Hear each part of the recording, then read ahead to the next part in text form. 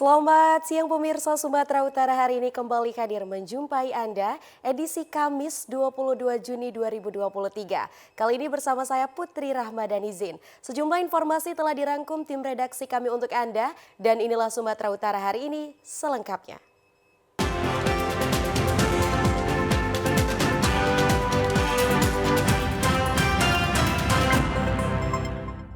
Ya pemirsa, di informasi pertama sebanyak 7 kapal bot ikan jenis pukat trawl terbakar saat sandar di dermaga PT Motra Laut PPSB Gabion Belawan pada Rabu malam. Menurut saksi mata di TKP Arwan, salah satu kapal yang sedang sandar di dermaga saat itu sedang mengisi BBM. Secara tiba-tiba ada percikan api dan langsung membakar kapal. Api yang cukup besar dari kapal bot pertama yang terbakar kemudian menjalar ke kapal-kapal lainnya. Mobil pemadam yang tiba di TKP langsung memadamkan api, namun api tidak berhasil dipadamkan. 7 unit mobil pemadam milik Pemko Medan silih berganti memadamkan api. Namun api semakin membesar dan menghanguskan kapal-kapal bot ikan yang ada di dekatnya. Ketua Umum Relawan Antisipasi Kebencanaan dan Lingkungan Hidup Pesisir Putra Islami mengatakan kapal bot yang terbakar sebanyak 7 unit dan 2 kapal bot yang sedang rusak dan masih dalam perbaikan juga musnah terbakar. Diperkirakan 7 bot yang bagus dan 2 bot yang rusak. Jadi semuanya kalau di total 9 armada bot. Kalau sebab-sebabnya apa kira-kira? Soalnya sebabnya belum diketahui dengan jelas, tapi setelah kalau nggak berkepentingan, mundur. api pun timbul, tapi api itu belum tahu diketahui dari mana asalnya. Tidak ada korban jiwa dan luka-luka dalam peristiwa kebakaran kapal bot ini. Namun pengusaha kapal pukat trawl diperkirakan mengalami kerugian hingga miliaran rupiah. Pemirsa, pasca mendarat dan terdampar pada 16 Juni 2023 di Desa Simandulang, Kecamatan Kualuh Ledong, Kabupaten Labukan Batu Utara. Hingga dini hari tadi, sebanyak 46 orang TKI ilegal dari Malaysia masih tertahan di Polsek Kualuh Hulu. Setelah diamankan oleh petugas Pemkab Labukan Batu Utara dan Kepolisian Polres Labukan Batu serta Keimigrasian Tanjung Balai, ke-46 TKI ilegal pulang ke Indonesia menggunakan kapal ikan melalui jalur tikus untuk menghindari patroli Polairut dan imigrasi. Hingga kini memasuki hari ke-6 mereka tertahan di Labukan Batu Utara dan menanti dipulangkan ke daerah asalnya masing-masing. Ke-46 TKI ilegal ini terdiri dari 23 orang laki-laki, 17 perempuan, dan 6 orang anak-anak usia 2 hingga 7 tahun. Anak-anak tersebut merupakan hasil pernikahan dengan TKI sejak bekerja di Malaysia yang berasal dari Provinsi NTT sebanyak 38 orang, 2 orang dari Provinsi Riau, dan 6 orang dari Jawa Timur. Salah seorang TKI ilegal dari NTT, Yesikel, mengatakan ia sudah 4 tahun bekerja di Malaysia dan bersama calon istrinya untuk pertama kali hendak pulang ke Indonesia melaksanakan pernikahan di kampung halamannya. Ia sudah merasa jenuh tertahan selama 6 hari di Mapolsek Kualuh Hulu menjalani pemeriksaan dari petugas Reskrim Polres Labukan Batu. Terus sudah ada suntuk lah bang, tunggu dalam proses ini sudah sangat lama. Ya, terus di sini pun kita kan persiapan uang untuk perjalanan pulang tuh pas-pasan. Kalau aku di sini lagi diperlama lagi, berarti uang kita pun bisa habis untuk ongkos buat pulang, Pak. Dari awal dari sana, terus but siapa macam mau cari tersangkanya, tekongnya siapa. Kalau menurut kita semua dipersulit, Pak. Kalau memang betul mau ditolong, jangan dilama-lamakan lah, Pak. Ke-46 TKI ilegal ini berharap kepada pemerintah agar secepatnya memulangkan mereka ke daerah asalnya masing-masing, mengingat para TKI sudah bekerja di Malaysia selama 2-12 tahun. Puluhan warga desa Sekepayang Asahan bersama polisi menggerebek gudang diduga sebagai tempat penimbunan dan pengoplosan minyak menjadi bahan bakar, serta ditemukan 1 unit truk maupun puluhan drum diamankan petugas. Puluhan warga bersama polisi melakukan gerebek sebuah gudang diduga tempat penimbunan dan pengoplosan bahan bakar minyak di Desa Sekepayang Asahan, Sumatera Utara. Penggerebekan dilakukan atas permintaan warga yang resah atas aktivitas pengoplosan minyak. Keberadaan gudang tersebut dinilai menjadi ancaman bagi masyarakat sekitar yang dikhawatirkan berdampak buruk seperti potensi terjadinya kebakaran. Dalam penggerebekan diduga sudah bocor, tampak tak satupun pemilik dan pekerja berada di lokasi saat didatangi warga. Dari lokasi, warga menemukan 1 unit truk berisi puluhan drum minyak dan jerigen serta beberapa alat kerja mesin disertai becak motor berisikan bahan bakar minyak. Dari penggerebekan ini, warga bersama polisi kemudian membawa barang bukti ke Polsek Sekepayang. Terkait informasi yang kami dapatkan ketika kami sedang berjalan ke kampung kami, ada kegiatan kami di kampung kami. Ketika mau pulang ke Tanjung Balai, kami melihat ada plat BL masuk ke Kecamatan Sekepayang. Maka plat itu kami pertanyakan, pemiliknya siapa, apa tujuannya membawa ke sini. Timbullah kecurigaan kami terhadap truk yang masuk itu, kami lihat arah ke sini. Dan beberapa bulan yang lalu, kami juga sudah mendapatkan informasi dari masyarakat setempat bahwasanya ada kegiatan aktivitas pengoplosan BBM dan minyak bersubsidi. Maka oleh karena itu, gerakan spontan yang kami lakukan pada malam hari ini, kami informasikan kepada aparat penegak hukum yang ada di setempat ini. Seluruh barang bukti yang diamankan, kemudian aparat kepolisian melakukan penyelidikan untuk mengungkap para pelaku. Sebuah video viral di media sosial menunjukkan bentrokan warga diduga dengan aparat gabungan di kawasan Desa Serotan, Kecamatan Percut Seituan, Kabupaten Deli Serdang. Dalam video tersebut tampak diduga aparat ingin merubuhkan sebuah bangunan dan warga tetap mempertahankannya. Dari rekaman video amatir warga terlihat kedua pihak terlihat saling baku hantam hingga membuat beberapa orang di kedua belah pihak mengalami luka-luka. Pasca kejadian, baik warga maupun aparat saling melaporkan peristiwa ini ke Mapolrestabes Medan. Salah seorang warga, Sutrisno, menjelaskan pihaknya terkejut secara tiba-tiba didatangi oleh sejumlah aparat gabungan dari unsur TNI dan Satpan PTPN 2 yang hendak merubuhkan bangunan yang mereka dirikan di atas sebuah lahan. Hal tersebut terjadi karena pihak PTPN 2 meyakini bahwa lahan tersebut merupakan lahan ex-HGU milik mereka yang digarap oleh warga yang didirikan bangunan kaflingan rumah. Sementara warga juga bersikeras bahwa kawasan tersebut bukan merupakan ex-HGU PTPN 2. Lagi bersama tentara lagi dengan kurang lebih sekitar 100 orang. Kurang lebih TNI-nya 30-50, selain itu security. Mereka pakai mobil, 3 mobil, yaitu mobil truk dan mobil double cabin, selainnya naik kereta. Menanggapi hal ini, Kapendam 1 Bukit Barisan Kolonel Riko Siagian mengatakan bahwa benar salah satu aparat yang terlibat bentrokan dengan warga tersebut merupakan anggota TNI berseragam lengkap. Adapun petugas yang saat itu berada di lokasi merupakan prajurit yang sedang melakukan BKO di PTPN 2. Menurutnya antara PTPN 2 dengan Kodam 1 Bukit Barisan memiliki kesepakatan kerjasama dalam bidang keamanan. Permasalahan antara PTPN 2 dengan masyarakat yang menyerobot tanah. Nah, kebetulan kita di sini, saya klarifikasi, kita BKO kepada PTPN. Nah, dengan kita BKO kepada PTPN melakukan pembersihan ya terhadap oknum-oknum masyarakat yang menguasai tanah tersebut. Upaya persuasif telah dilakukan oleh pihak PTPN 2 dengan warga, namun tak memiliki titik temu hingga akhirnya PTPN 2 terpaksa mengambil tindakan tegas. Ya pemirsa, informasi lainnya datang dari menjelang Hari Raya Idul Adha. Warga Penyambungan Mandailing Natal kesulitan mencari gas LPG 3 kg di sejumlah pangkalan. Sudah sepekan terakhir ini, tabung gas LPG ukuran 3 kg di Kabupaten Mandailing Natal sulit diperoleh warga. Meskipun ada di pasaran, tentunya harga lebih mahal hingga mencapai Rp25 sampai Rp30.000 per tabung. Kelangkaan gas melon ini sudah sering terjadi saat menjelang Hari Raya Idul Adha akibat tingginya permintaan. Sementara pasokan dari agen gas LPG terbatas sehingga berdampak pada sulitnya mendapatkan gas melon.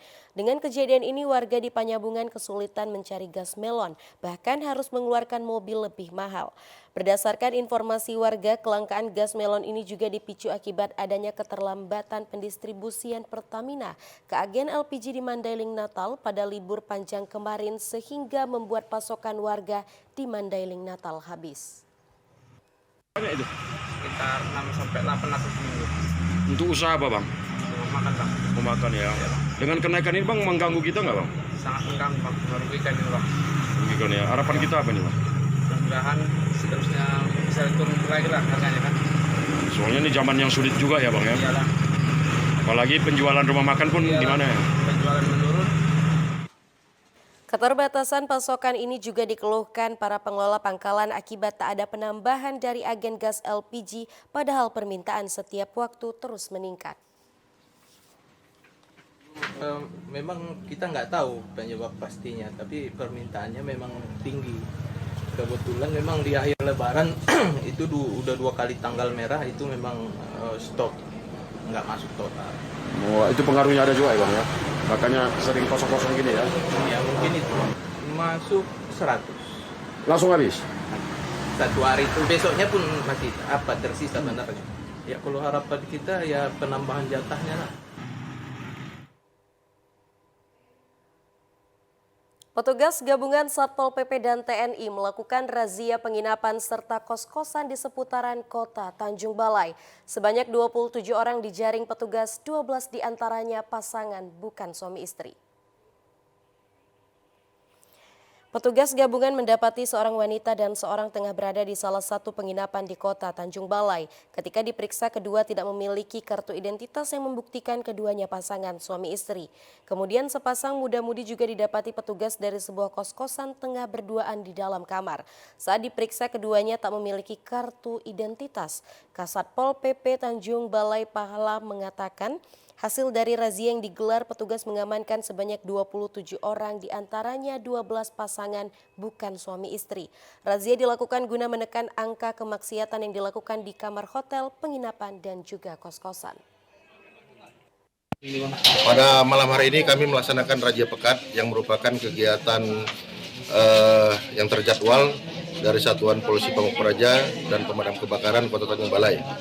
Artinya ini sudah merupakan kegiatan bulanan dari Satuan Polisi Pamuk Praja ini. Untuk pada malam hari ini ada berjumlah 27 orang, terdiri dari laki-laki sebanyak 7 orang, kemudian perempuan 20 orang, kemudian dari jumlah pasangan itu ada 12 pasangan.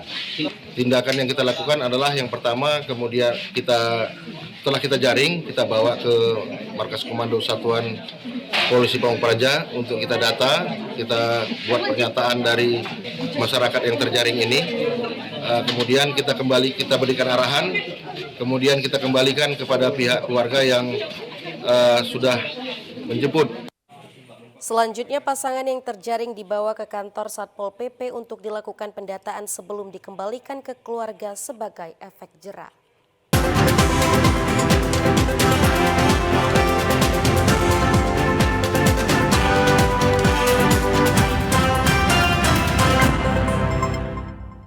Terima kasih Anda masih bersama kami di Sumatera Utara hari ini. Pemirsa, Ketua Umum Komnas Perlindungan Anak Aris Merdeka Sirait mengapresiasi kinerja Polres Labuhan Batu dalam respon cepat pengungkapan kasus viral terkait kekerasan dan kejahatan seksual anak di Kabupaten Labuhan Batu Utara pada Mei 2023 lalu. Kapolres Labuhan Batu AKBP James H. Huta Julu menjelaskan pihaknya berhasil mengungkap 2 kasus viral terkait kekerasan dan kejahatan seksual di lingkungan sekolah. Tim Satreskrim Polres Labuhan Batu merespon cepat dan mengamankan 2 pelaku yang merupakan tenaga pendidik.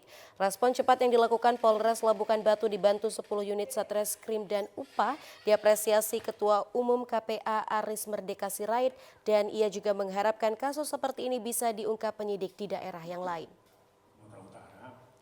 Dan saya di sini adalah memberikan apresiasi kepada Polres Labuhan Batu yang beberapa waktu lalu berhasil mengungkap kasus kejahatan seksual yang terjadi di wilayah hukum Labuhan Batu. Dan peristiwa pengungkapan begitu cepat itu adalah satu harapan kita agar kasus-kasus kejahatan seperti apa yang dibongkar atau dikatakan dibongkar tabir kekerasan terhadap anak ini juga dilakukan oleh para penyidik di tempat yang lain. Kapolres Labuhan Batu AKBP James H. Huta Julu menjelaskan sesuai perintah Kapolri pihaknya berkomitmen memberantas kelompok yang melakukan kasus kekerasan pada anak, wanita, disabilitas maupun lansia dengan menindak tegas para pelaku kekerasan tersebut. Pak Aris Merdeka Sirait beserta tim dan rombongan yang telah berkenan untuk datang ke Polres Labuhan Batu.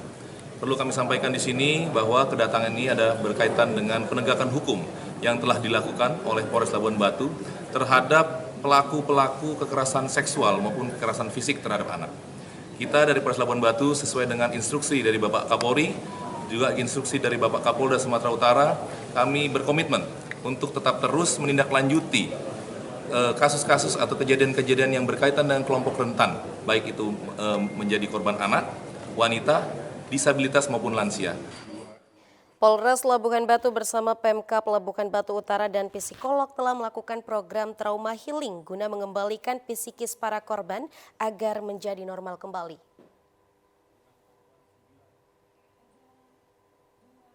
Dalam rangka antisipasi kegiatan masyarakat pada malam hari, personil Polsektor Gamba Kabupaten Labuhan Batu Selatan melaksanakan patroli di sejumlah tempat yang menjadi titik rawan kejahatan.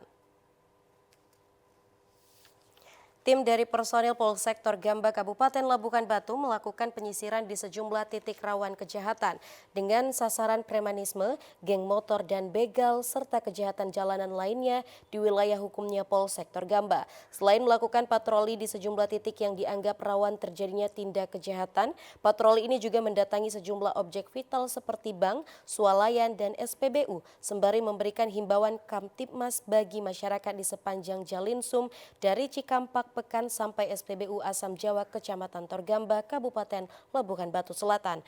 Kapolsektor Gamba AKP Sunipan Guru Singa menjelaskan dalam kegiatan ini pihaknya secara rutin bersama TNI melaksanakan patroli di sejumlah titik yang dianggap rawan kejahatan dalam menekan dan mengantisipasi tingkat kejahatan jalanan di wilayah hukum Polsektor Gamba.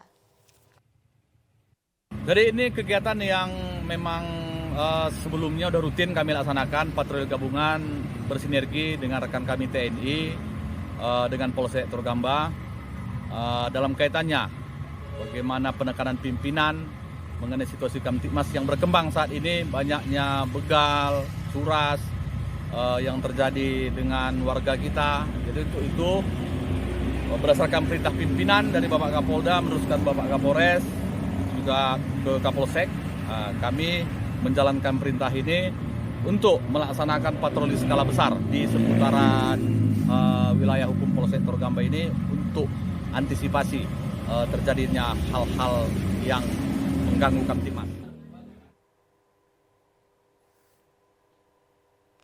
Sementara itu, Satreskrim Polres Tanjung Balai meringkus 4 tersangka kasus penipuan online dengan modus giveaway dengan mencatut nama selebritas Baim Wong yang menjanjikan akan mendapatkan hadiah sejumlah uang.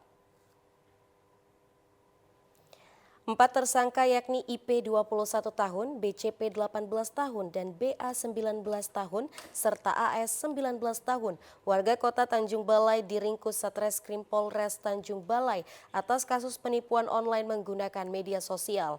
Empat pria merupakan satu jaringan ini melancarkan aksinya untuk menipu para korban. Kapolres Tanjung Balai AKBP Ahmad Yusuf Afandi mengatakan tersangka menggunakan modus giveaway atau hadiah dengan mencatut nama selebritas Baim Wong, di mana tersangka menggunakan akun Facebook dengan foto teman Anda dan memposting seolah-olah berhasil mendapatkan hadiah uang puluhan juta rupiah untuk meyakinkan para calon korban. Selanjutnya tersangka mengarahkan untuk mengklik nomor admin untuk proses menuju tahapan hadiah. Dari tersangka petugas mengamankan uang jutaan rupiah serta bukti transfer palsu dan mesin cetak faktur. Kasus Pelodes, ini bahasa sini Pelodes, bahasa hukumnya penipuan dengan menggunakan transaksi elektronik. Oleh karena itu kami kenakan Undang-Undang ITE. Jadi ini dengan modus giveaway Baim Wong, mengiming-imingi seseorang dengan menggunakan akun Facebook, baik akun Facebook palsu maupun akun Facebook milik orang lain. DM yang bersangkutan, DM pelaku, maka diarahkan melalui suatu nomor WhatsApp, dan dari situ mereka mengarahkan untuk mengirimkan beberapa sejumlah uang untuk dengan dalih biaya administrasi dan lain sebagainya. Pesan kami kepada masyarakat, khususnya terhadap kasus penipuan online, jangan mudah tergiur dengan bujuk rayu seseorang ataupun misalnya mengirimkan link-link yang berbahaya. Dalam hal ini memang yang sering menjadi korban adalah pengguna-pengguna Android. Oleh karena itu, apabila ada link APK, jangan diklik. Apabila ada bujuk rayu yang misalnya mengatasnamakan giveaway seseorang atau orang-orang terkenal, jangan mudah percaya. Atas perbuatannya tersangka diancam hukuman di atas 5 tahun penjara. Polisi meminta warga agar tidak mudah percaya dan waspada karena tersangka mengincar korban menggunakan foto akun Facebook untuk meyakinkan para korban. Wali Kota Medan Bobi Afif Nasution berharap Kota Medan bisa aman dari kejahatan geng motor dan juga begal. Oleh karena itu dirinya meminta kepada pihak kepolisian agar gencar dalam melakukan patroli ke jalan-jalan. Kejahatan jalanan di Kota Medan beberapa waktu belakangan semakin marak. Kejahatan begal dan geng motor ini juga terkadang memakan korban jiwa. Terbaru seorang warga menjadi korban pembegalan di kawasan Kecamatan Medan Tembung. Dalam aksi yang terekam kamera pengawas, korban tidak berdaya dibegal menggunakan senjata tajam dan terluka di bagian tangan. Seorang mahasiswa juga menjadi korban pembegalan. Korban bersama rekannya secara tiba-tiba dihadang oleh para pelaku dan langsung dianiaya menggunakan senjata tajam. Korban pun tewas setelah mendapatkan perawatan di rumah sakit. Wali Kota Medan Bobi Afif Nasution mengatakan agar peristiwa begal dan geng motor di Kota Medan segera diberantas. Bobi juga berharap agar pihak kepolisian rutin dalam melakukan patroli baik siang maupun malam. Hal itu dilakukan agar memberi rasa aman untuk warga yang berkendara di jalanan Kota Medan. Targetnya tentu hilang. Begalnya hilang. Itu pasti menjadi target utamanya, bukan kita kurangi tapi harus ditiadakan lagi. Tidak ada lagi tindak kekerasan, begal, apalagi sampai menghilangkan nyawa. Ini targetnya adalah kegiatan-kegiatan seperti itu harus hilang di Kota Medan. Tadi dengan Pak Kapolres, Kapolres Tabes, Kapolres Belawan, Pak Dandim, tentunya kita sudah banyak koordinasi, termasuk kegiatan yang tadi malam sudah dimulai oleh Polres Tabes, sama Kodim 0201 Medan dan Polda Sumatera Utara, dan yang kemarin juga mungkin nanti Pak Kapolres menyampaikan tentang pelakunya sudah ditangkap ya, sudah diamankan, masih pendalaman dari Pak Kapolres, tapi tentunya targetnya ini bisa kita hilangkan. Pemirsa, Kirab Tangkal Nabza Kuartir Daerah Sumatera Utara melakukan gerakan Pramuka Sumatera Utara tahun 2023 akhirnya tiba di Kabupaten Toba. Kapolres Toba AKBP Taufik Hidayat Tayyib yang merupakan Ketua Kuartir Cabang Gerakan Pramuka melepas pasukan kirap tangkal nabza Gerakan Pramuka Sumatera Utara tahun 2023 yang melintasi Kabupaten Toba. Pawai dilakukan mulai dari Juara Monang Balige hingga berakhir di Sopo Surung Balige. Kirap tangkal nabza Kuartir Daerah Sumatera Utara sebelumnya mulai dari Kabupaten Langkat pada tanggal 18 Juni 2023 lalu dan direncanakan akan finish di Gunung Sitoli pada tanggal 26 Juni 2023 dengan melintasi 16 kabupaten kota. Kapolres Toba AKBP Taufik Hidayat Tayyib mengatakan selamat datang kepada pasukan kirap tangkal nabza Gerakan Pramuka Sumatera Utara tahun 2023 di Kabupaten Toba. Taufik juga menyebutkan Pramuka sebagai wadah pembinaan mental dan karakter para generasi penerus bangsa yang diharapkan ikut andil dalam meningkatkan ketahanan masyarakat anti narkoba. Sementara itu, Sekretaris Bidang Pengabdian Masyarakat Penanggulangan Bencana Warda Gerakan Pramuka Sumatera Utara, Bambang Hendrawan melalui kegiatan kirap tangkal nabza Gerakan Pramuka Sumatera Utara tahun 2023 ini dapat menjadi cikal bakal terbentuknya duta dalam pembinaan program pencegahan dan pemberantasan penyalahgunaan narkotika di wilayah Sumatera Utara khususnya Kabupaten Toba. Hendrawan juga berharap selama menjalankan kegiatan kirap tangkal nabza Kuardasu ini dapat memberikan citra positif dengan bersikap ramah, menjaga sopan santun, berbudi pekerti luhur dan bersemangat mengkampanyekan pramuka anti narkotika dan obat berbahaya lainnya kepada masyarakat. Kegiatan ini kegiatan jilid 2. Jilid pertama sudah kita lakukan tahun 2022. Kegiatan ini adalah kegiatan yang mana hari ini kita melihat kondisi pemuda-pemudi Indonesia khususnya di wilayah Sumatera Utara ini yang telah banyak artinya terkena dampak dari penyalahgunaan narkoba. Mudah-mudahan dari kampanye yang kita gaungkan hari ini, masyarakat khususnya pemuda yang ada di Kabupaten Toba bisa kembali kepada jalan yang benar dan mengetahui bahwasannya narkoba itu tidaklah enak untuk digunakan dan hanya untuk bunuh diri.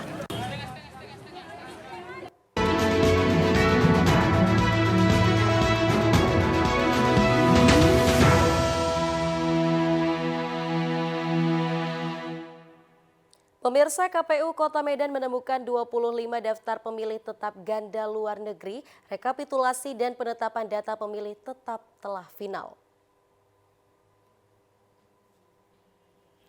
Dari hasil rekapitulasi dan penetapan daftar pemilih tetap, KPU Medan menemukan daftar pemilih ganda di luar negeri. Hal ini diungkapkan Komisioner KPU Kota Medan Bidang Koordinator Divisi Perencanaan Data dan Informasi saat rapat pleno rekapitulasi dan penetapan DPT Pemilihan Umum tahun 2024 tingkat Kota Medan di Medan kemarin.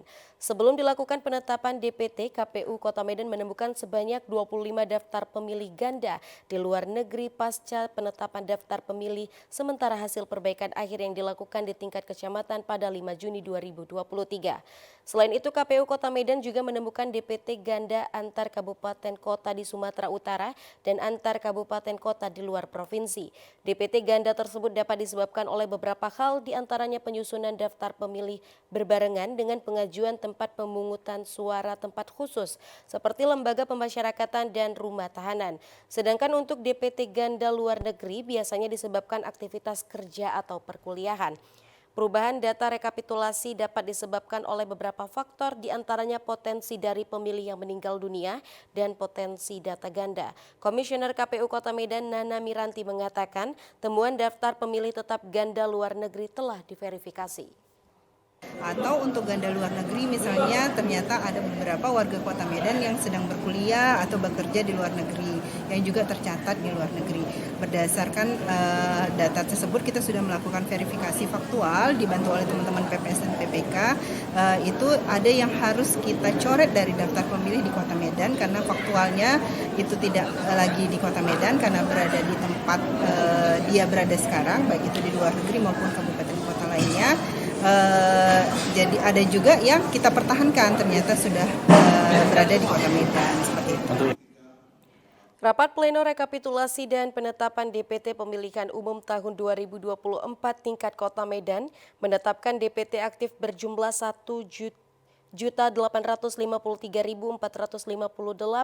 yang terdiri dari 21 kecamatan Kota Medan, 151 kelurahan dengan jumlah TPS 6.933. Pemirsa, KPU Kota Sibolga menggelar rapat pleno terbuka rekapitulasi dan penetapan daftar pemilih tetap tingkat Kota Sibolga pada tahun 2024. Pada rapat pleno tersebut, KPU Kota Sibolga mengumumkan dan menetapkan jumlah daftar pemilih tetap tingkat Kota Sibolga untuk pemilu 2024 mencapai 68.464 pemilih yang tersebar di 4 kecamatan di Kota Sibolga serta di 258 TPS. Penetapan ini dilakukan setelah KPU Kota Sibolga melakukan pemeriksaan secara detail daftar pemilih di Kota Sibolga melalui proses pemeriksaan daftar pemilih hasil sementara dari tingkat panitia pemilihan tingkat kecamatan. Ketua KPU Kota Sibolga menjelaskan dari 68.464 jumlah pemilih yang telah ditetapkan, jumlah pemilih perempuan mencapai 33.631 pemilih dan pemilih laki-laki sebanyak 34.833 pemilih. Dari jumlah tersebut, pemilih perempuan di Kota Sibolga mengalami kenaikan hingga mencapai 50,9%. Sebanyak 68.464 pemilih. Dari 4 kecamatan, 17 kelurahan, jumlah TPS kita sebanyak 258. Dengan jumlah masing-masing pemilih di TPS tidak melebihi dari 300 pemilih. Ya, kita akan nanti ada lagi namanya rekapitulasi daftar pemilih tambahan. Jadi dasar penetapan DPT ini dasar untuk mencetak surat suara ditambah 2% untuk cadangan. Ketua KPU Kota Sibolga juga mengatakan jumlah DPT yang telah ditetapkan nantinya akan menjadi rujukan bagi KPU Kota Sibolga untuk melakukan pencetakan kertas suara dengan penambahan 20% cadangan dari jumlah pemilih. Penetapan jumlah daftar pemilih tetap pemilu 2024 untuk Kota Sibolga. Selain dihadiri KPU Kota Sibolga juga dihadiri perwakilan Pemkot Sibolga atau TNI Polri serta beberapa perwakilan dari partai politik.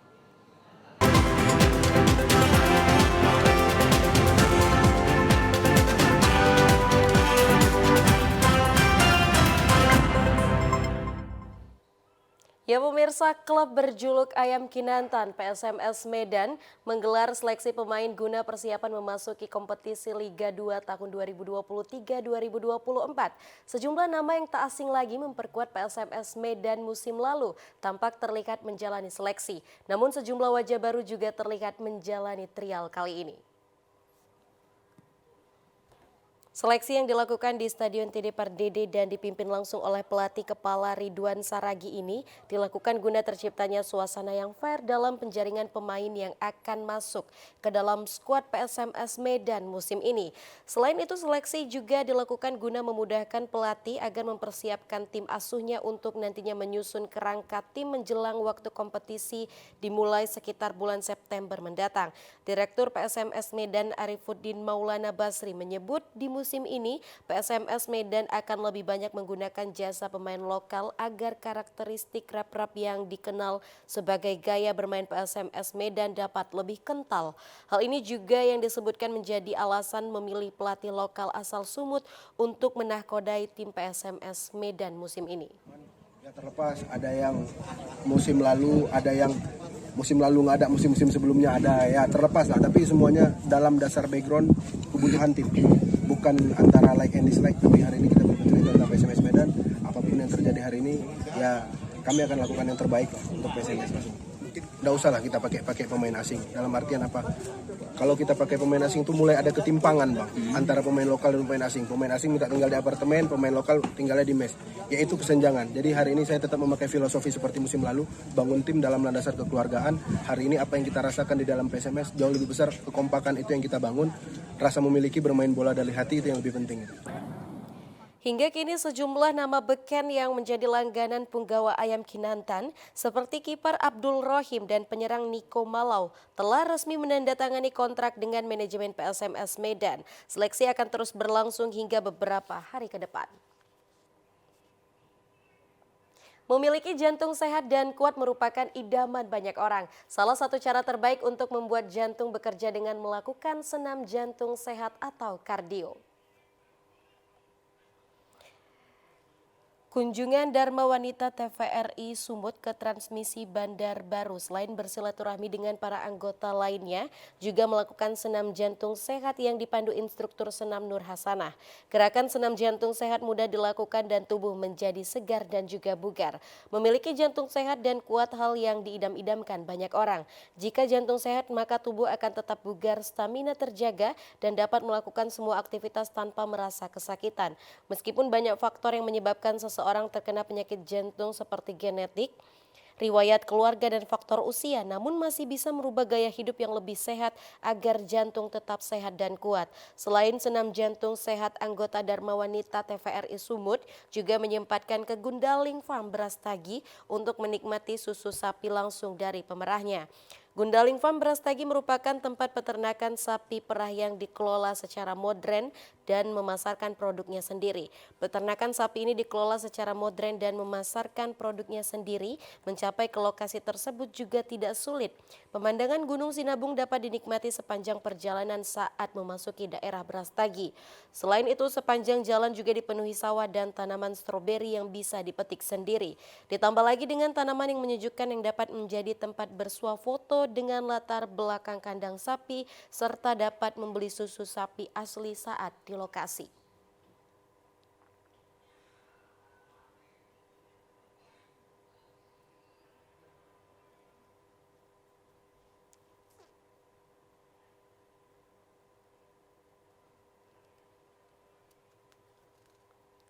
Ratusan nelayan di Kecamatan Pantai Labu, Kabupaten Deli Serdang antusias mengikuti kegiatan jamu laut dan ritual adat Melayu untuk memohon agar hasil laut meningkat sekaligus memperingati 3 abad Kesultanan Serdang. Beginilah suasana di lokasi ritual istiadat jamu laut yang berada di Desa Regemuk, Kecamatan Pantai Labu, Kabupaten Deli Serdang. Kegiatan ini dihadiri langsung oleh para Kesultanan Serdang seperti Syekh Silau Laut Haji Ibrahim, mewakili Kesultanan Serdang Tengku Muhammad Haris Sinar, Tengku Rio selaku Ketua Yayasan Kesultanan Serdang, Tengku Mira Sinar, Raja Kesultanan Langkat, dan juga Muspika Kecamatan Pantai Labu bersama Kepala Desa Pantai Labu. Rangkaian ritual adat jamu laut ini dimulai dengan membacakan doa-doa di depan wadah air yang telah disediakan, kemudian menaburinya dengan bunga dan jeruk purut. Air ini nantinya dapat digunakan para nelayan untuk menyiramkan sampan-sampan mereka yang diyakini agar terhindar dari mara bahaya. Pada puncak kegiatan ritual jamu laut ini dengan meletakkan 1 ekor kerbau yang telah diambil dagingnya ke tengah laut. Kerbau tersebut diletakkan di tengah laut hanyalah tinggal kepala, kulit, jeroan tulang, serta kakinya dan tidak boleh dimakan atau haram dimakan kaum muslim. Kerbau diarak menuju dermaga dan dibawa menggunakan sampan ke tengah laut, kemudian ditenggelamkan. Tokoh agama sekaligus tua Syekh Silau Laut Haji Ibrahim mengatakan seluruh rangkaian kegiatan ini adalah bentuk permohonan agar hasil laut dapat berlimpah dan dijauhkan dari mara bahaya untuk para nelayan yang mencari ikan di tengah laut. Jamu laut ini khusus kepada makhluk-makhluk yang ada di laut, ya, seperti ikan dan makhluk-makhluk lain selain manusia. Jadi terjadilah perjanjian sebetulnya. Perjanjian ini untuk keseimbangan kehidupan itu tadi, kepentingan manusia dengan keberadaan daripada makhluk-makhluk ini yang juga menjadi sumber kehidupan kita, seperti ikan misalnya.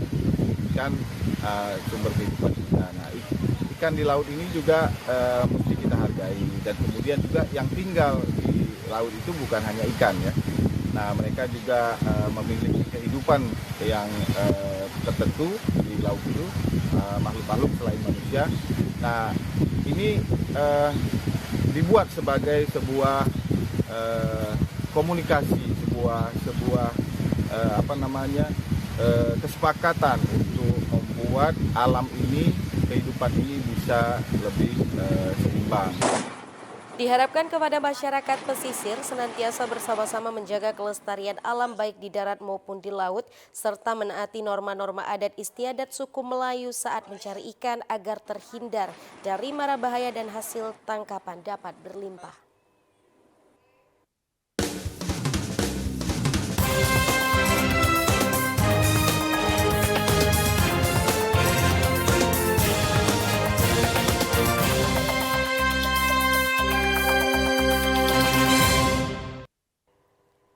Ya pemirsa, kini saatnya kita beralih ke informasi lintas Andalas. Saat ini jumlah daftar pemilih sementara hasil perbaikan atau DISIP SE Provinsi Bengkulu berjumlah 1.497.182 pemilih.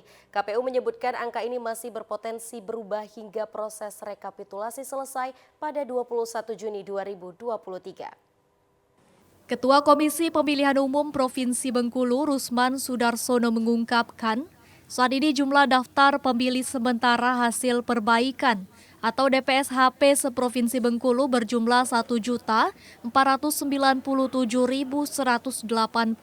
pemilih. Angka tersebut terdiri dari 755.997 pemilih laki-laki dan 741.185 pemilih perempuan yang tersebar di 1.513 desa di 10 kabupaten dan kota se-Provinsi Bengkulu. Dari angka tersebut masih berpotensi berubah mengingat hingga saat ini pihaknya masih melakukan pendataan dan proses baru akan berakhir pada 21 Juni 2023. Kemudian barulah pihaknya akan melakukan rekapitulasi dari seluruh kabupaten kota dan akan ditetapkan melalui pleno. Kemungkinan berubah masih ada. So kalau bicara data ini kan dinamis. Jadi ada beberapa faktor sebenarnya. Ada perpindahan penduduk, ada yang meninggal dunia, ada TNI Polri yang dulu aktif sekarang menjadi pensiun. Artinya kan dia harus masuk nih. Atau ada juga masyarakat yang dulunya belum menjadi TNI Polri, sekarang dia menjadi TNI Polri. Artinya dia harus dikeluarkan dari daftar pilih. Tim Liputan TVRI Bengkulu melaporkan. Komisi Pemilihan Umum Kabupaten Seluma menetapkan daftar pemilih tetap untuk pemilihan umum 2024. Tercatat sebanyak lebih dari 156.000 warga Seluma menjadi pemilih tetap. Komisi Pemilihan Umum Kabupaten Seluma menetapkan daftar pemilih tetap pemilihan umum 2024. Berdasarkan hasil pleno KPU, sebanyak 156.754 warga Seluma masuk dalam daftar pemilih tetap yang terdiri dari 80.000 pemilih laki-laki dan 76.000 lebih pemilih perempuan. Penetapan ini telah melewati proses berjenjang mulai dari pendataan dari tingkat desa dan kelurahan, kemudian dilanjutkan ke tingkat kecamatan. Penambahan dan pengurangan jumlah pemilih didasari pertambahan penduduk, kematian, hingga perubahan domisili. Nanti ya bisa menggunakan KTP atau lain-lain. Jadi pada hakikatnya tidak ada hak suara seseorang warga masyarakat Seluma yang akan diberangus ke situ. Seluruh masyarakat yang masuk ke dalam daftar pemilih tetap diharapkan dapat menggunakan hak pilihnya saat pemungutan suara Februari 2024 mendatang agar dapat berpartisipasi dalam pelaksanaan pesta demokrasi. Tim Liputan TVRI Bengkulu melaporkan. Evakuasi warga sakit menggunakan kotak kayu kembali terjadi akibat berlumpurnya jalan di Desa Tanjung Aur Maje Kaur. Mirisnya nyawa warga bernama Jariah ini tidak tertolong lagi dan dimakamkan di desa lain.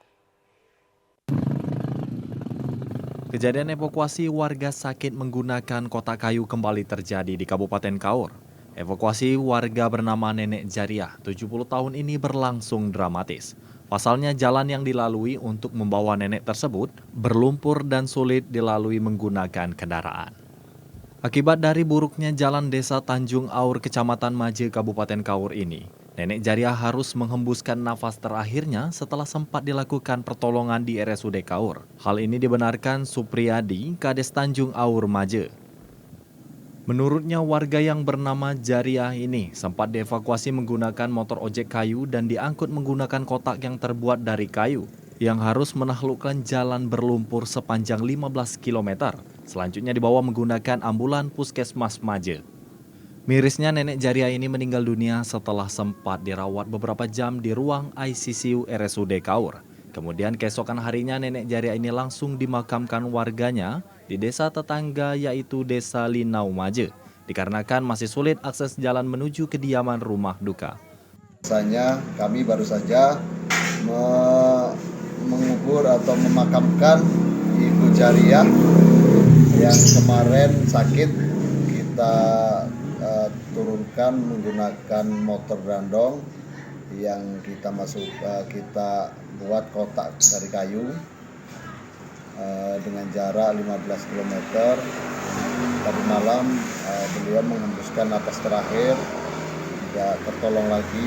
Jadi kami baru saja memakamkan beliau di Desa Linau, karena kalau mau kita bawa ke Desa Tanjung Aur di mana aksesnya payah dan jaraknya juga cukup jauh, makanya almarhumah kita makamkan di desa tetangga yaitu Desa Linau. Kades berharap agar jalan menuju ke desanya menjadi perhatian pemerintah, mengingat sejak tahun 1998 jalan ini belum tersentuh pembangunan. Dari Kabupaten Kaur, Yanda Gustriansyah, TVRI Bengkulu melaporkan. Ya pemirsa, informasi tadi sekaligus menutup perjumpaan kita di Sumatera Utara hari ini. Mewakili seluruh kerabat kerja yang bertugas, saya Putri Rahmadanizin.